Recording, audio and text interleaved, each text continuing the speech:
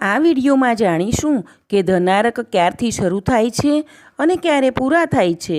તો ધનારક માક્ષર વદ 11 તારીખ 15 ડિસેમ્બર 2025ને સોમવારથી શરૂ થાય છે, જે પોષ વદ 11 તારીખ 14 જાન્યુઆરી 2026ને બુધવારના રોજ પૂરા થશે।